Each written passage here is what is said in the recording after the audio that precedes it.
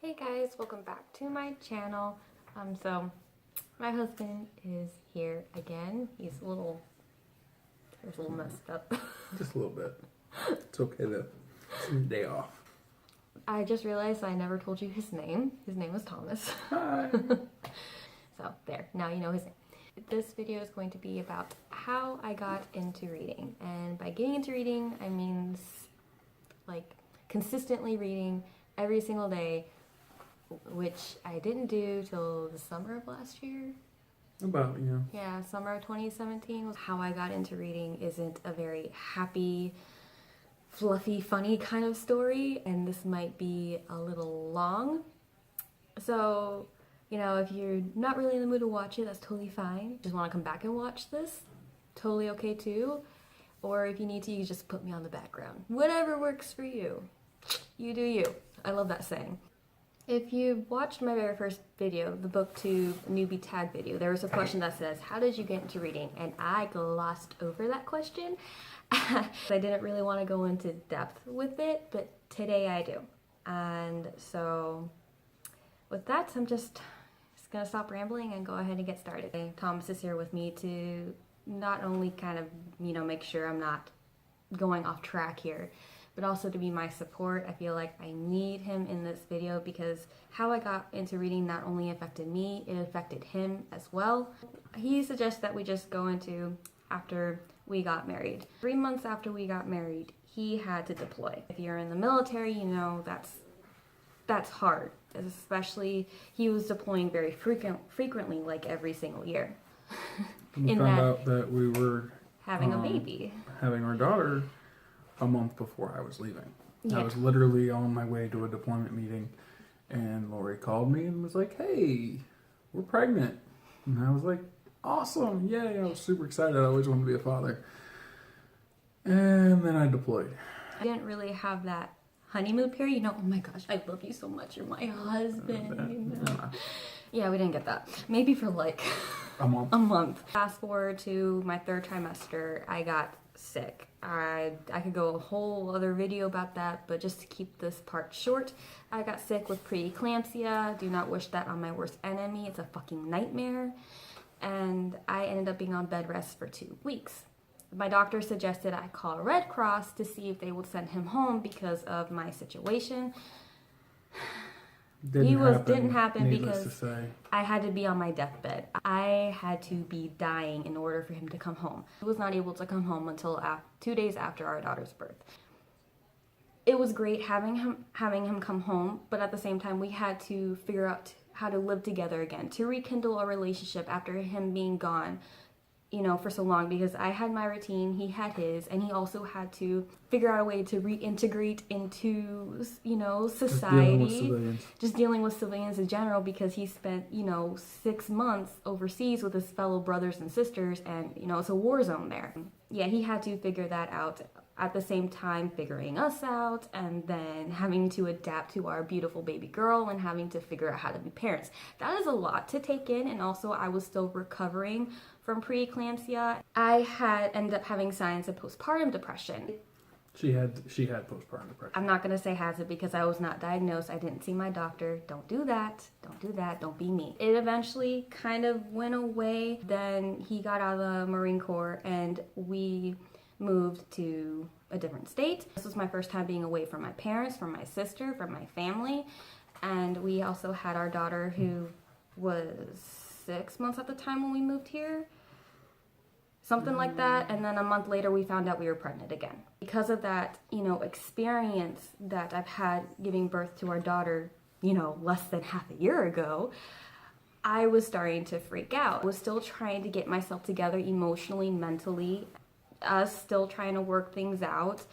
It was just kind of like on and off again with my emotions. It was good days and bad days like everyone else. Things didn't start to really go bad for me till after our son was born. Having to take care literally of 2 babies, it was very difficult, and his schedule is very demanding. He works 12-hour shifts, and he would sometimes have to work 7 days a week, and he alternates from days and nights. We don't have any friends here. We don't have any family here, and I'm literally with the kids 24/7. I never really got a break from the kids. We never had a chance to go on a date. No family or friends to watch, and babysitters are too expensive. We don't trust looking on the internet. The only time we get a chance to really go on a date and focus on us is when we visit the in-laws. when we visit, either in-laws, and that's like, if we're lucky, once every 6 months. Because of how everything was going, being home with 2 little ones, I didn't want to be a burden to him.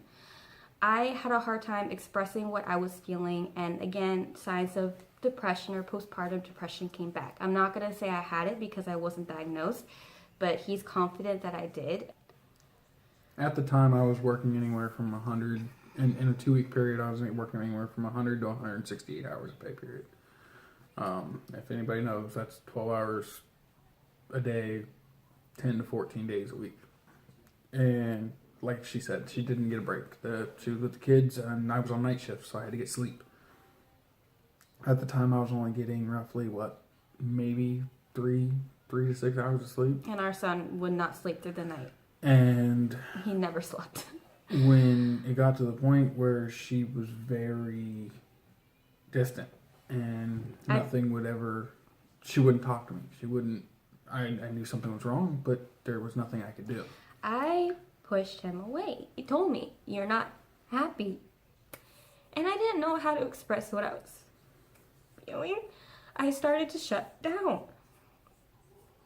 I shut down. I became like this robot trying to get through day to day because when he's not home, I don't really have anyone to talk to. There's no way for me to escape. I love my kids. Don't get me wrong. I love being a mom. But I need some time for myself, And I didn't get that.